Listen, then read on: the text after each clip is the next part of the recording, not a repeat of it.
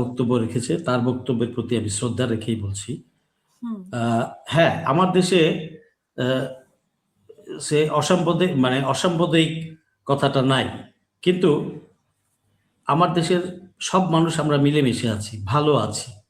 ওই পারে যেভাবে মুসলমানদের উপর, এটা আজকে না, রিসেন্টলি যে শুধু তা না, গত 20 বছর যাবৎ যে হারে দিন দিন বাড়ছে, এটা আমরা সত্যিকার অর্থে সবাই দেখতে পাচ্ছি, বিশ্ব দেখতে পাচ্ছে, শুধু আমরা না, এই পারের না ওই পারের লোকজনও জানে, এখানেও জানে। ওদের বিষয় নিয়ে আসলে এত কিছু বলতে চাই না, কথা বলতে চাই না।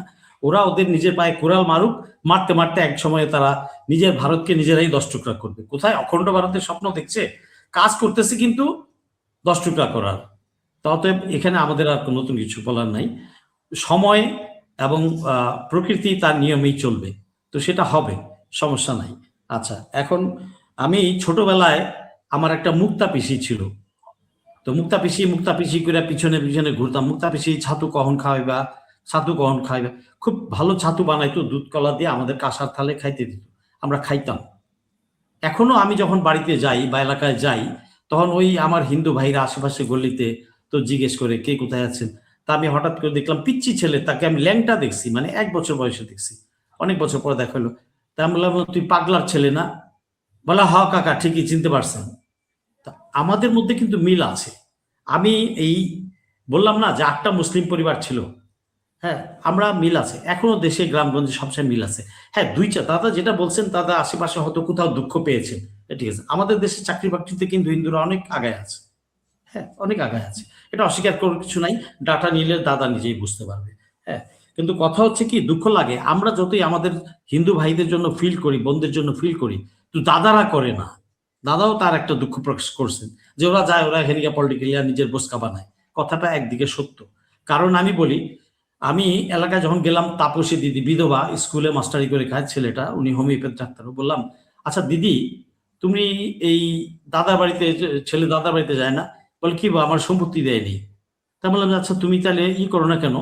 এই সুরঞ্জন শেখ, কি সুরঞ্জন চক্রবর্তী না, এই যে মারা গেল, যে আমরা অনেকে কালো বিড়াল বলতো, কি জানি, সুরঞ্জনই তো, আমি যদি ভুল না করে থাকি। তার কাছে যাও, জিগাতলা বাড়ি, আমি যাও। বলে, ফেরদৌস, কতবার গেছি, 200 মহিলা নিয়ে গেছি, কিন্তু বলে দিবে, করবে করবে, আমাদের এই সম্পত্তির যে ভাগ পাওয়ার এই বিষয়টা করে দেয়নি। আচ্ছা, এটা নিয়ে যখন কুমিল্লা অঞ্চলের এক মহিলা এমপি, দাদা চিনবেন, অরমা দত্ত, তার সাথে আমার 45 মিনিট কথা হয়েছে।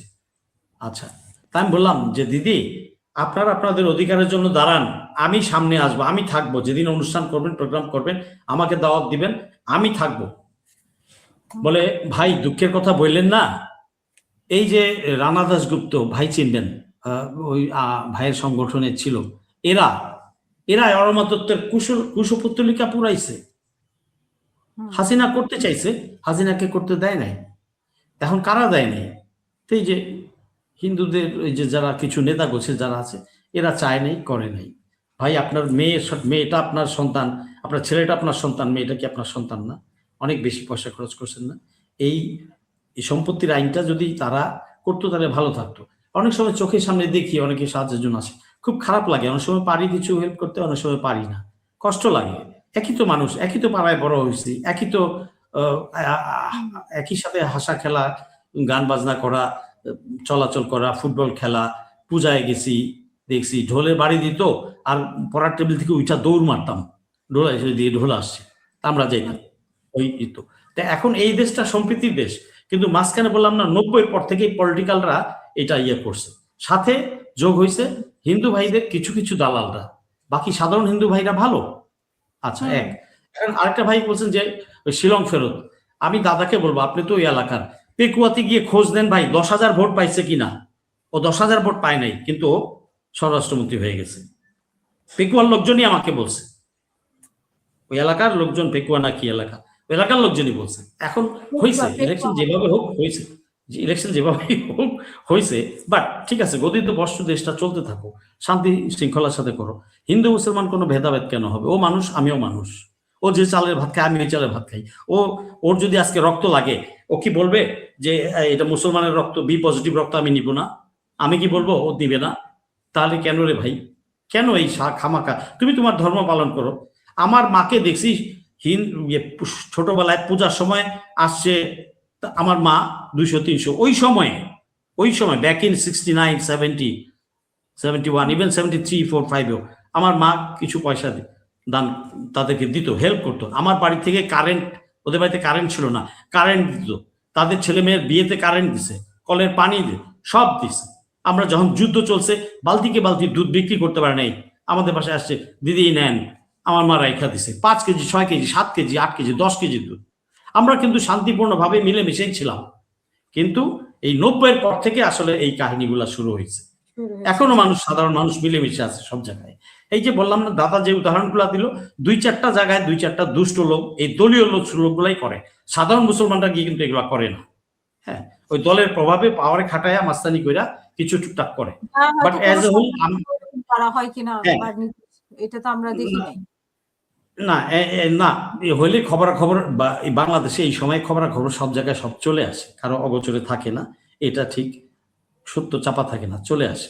তো যাই হোক, আমরা চাইবো দাদাকে অনুরোধ করব, গোবিন্দ দাদাকে অনুরোধ করবো, আপনারা আপনার অধিকারের জন্য, আপনাদের পরিবার, হিন্দু ধর্মের সদস্যদের জন্য, এবং যা যা অধিকার ফাইট করবেন।